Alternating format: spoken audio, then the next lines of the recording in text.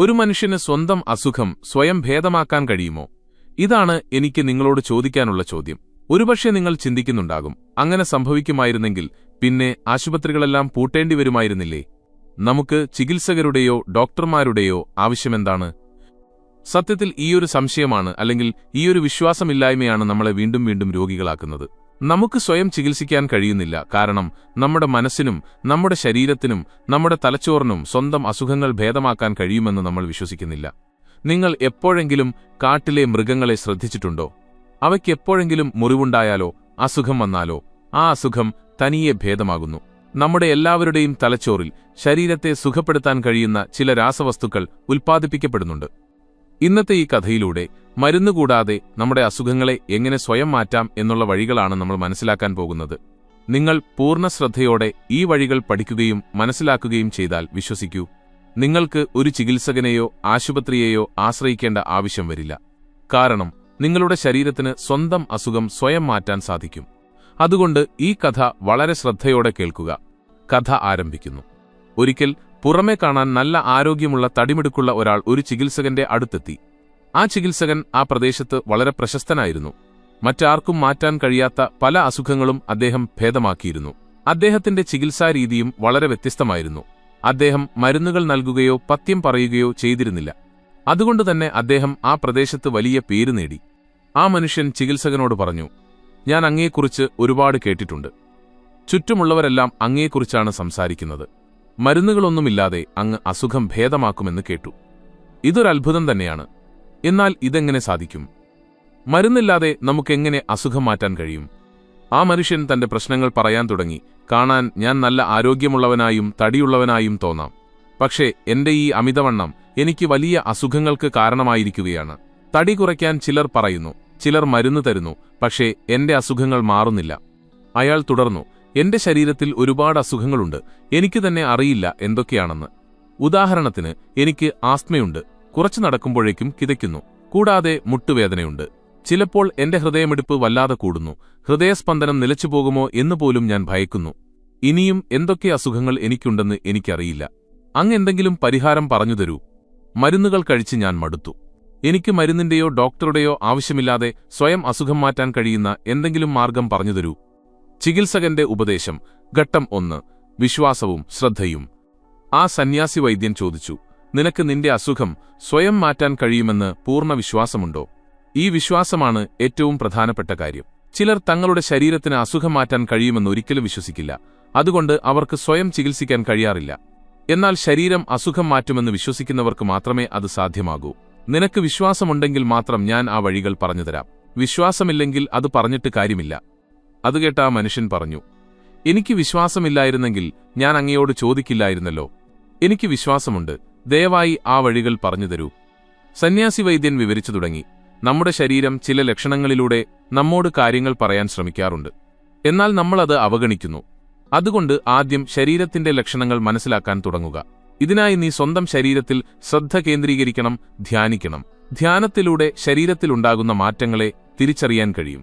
അപ്പോൾ മാത്രമേ ശരീരത്തിൽ എന്ത് കുറവുണ്ടെന്നും എന്ത് അസുഖമാണ് വരാൻ പോകുന്നതെന്നും മനസ്സിലാക്കാൻ കഴിയൂ. ഇതാണ് ആദ്യത്തെ പടി. ധ്യാനത്തിലൂടെ സംവേദനക്ഷമത വളർത്തുക.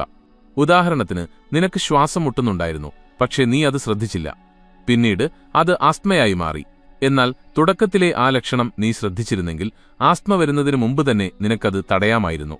അതുകൊണ്ട് മനസ്സും ശരീരവും തമ്മിൽ ഒരു ബന്ധം സ്ഥാപിക്കുക. ശരീരത്തിന് എന്ത് ബുദ്ധിമുട്ടുണ്ടെങ്കിലും അത് തലച്ചോറിന് മനസ്സിലാകണം. ഘട്ടം 2. ആത്മചിത്രണം.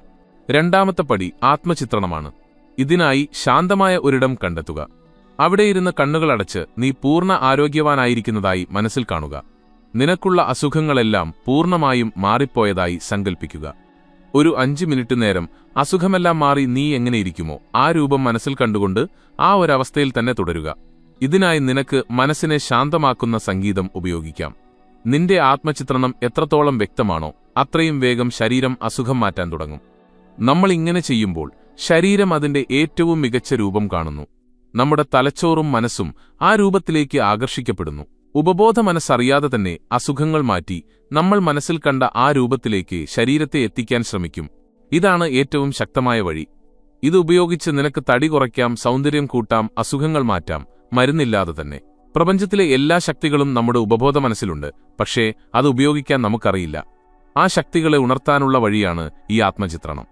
21 ദിവസം തുടർച്ചയായി 15 മിനിറ്റ് ഇത് ചെയ്താൽ നിനക്ക് അത്ഭുതകരമായ മാറ്റം അനുഭവപ്പെടും. അസുഖം മാറ്റാൻ മാത്രമല്ല, ക്ഷീണവും അലസതയും മാറ്റാനും ഉന്മേഷവും ആവേശവും നിറയ്ക്കാനും ഉത്സാഹമുള്ള നിന്റെ രൂപം മനസ്സിൽ കണ്ടാൽ മതി. അലസത തനിയെ മാറിപ്പോകും. ഘട്ടം 3. സ്വയം സ്നേഹിക്കുക. മൂന്നാമത്തെ വഴി സ്വയം സ്നേഹിക്കുക എന്നതാണ്. അസുഖം വരുമ്പോൾ നമ്മളെ തന്നെ വെറുക്കാൻ തുടങ്ങാറുണ്ട്. ഈ അസുഖം വരുന്നതിലും ഭേദം ദൈവം എന്നെ കൊണ്ടുപോകുന്നതാണ് എന്നുവരെ ചിലർ ചിന്തിക്കും. ഈ നിരാശ നിന്റെ അസുഖം കൂട്ടുകയുള്ളൂ. ഇത് നിന്റെ മനസ്സിന്റെയും ശരീരത്തിന്റെയും ധൈര്യം കെടുത്തും. സ്വയം സ്നേഹിക്കുന്നവർക്കേ സ്വന്തം അസുഖം മാറ്റാനുള്ള ധൈര്യമുണ്ടാകൂ. സ്വയം വെറുക്കുന്നവർ എന്തിന് അസുഖം മാറ്റാൻ ശ്രമിക്കണം? സ്വയം സ്നേഹിക്കുന്നവർക്ക് മാത്രമേ നേരത്തെ പറഞ്ഞ ആത്മചിത്രണം എന്ന ധ്യാനത്തിന്റെ ആഴങ്ങളിലേക്ക് പോകാൻ കഴിയൂ. നീ നിന്നെ സ്നേഹിക്കാൻ പഠിച്ചാൽ അസുഖം മാറ്റാൻ സഹായിക്കുന്ന രാസവസ്തുക്കൾ തലച്ചോർ തനിയെ ഉൽപ്പാദിപ്പിക്കാൻ തുടങ്ങും. ഘട്ടം 4. ദിനചര്യ.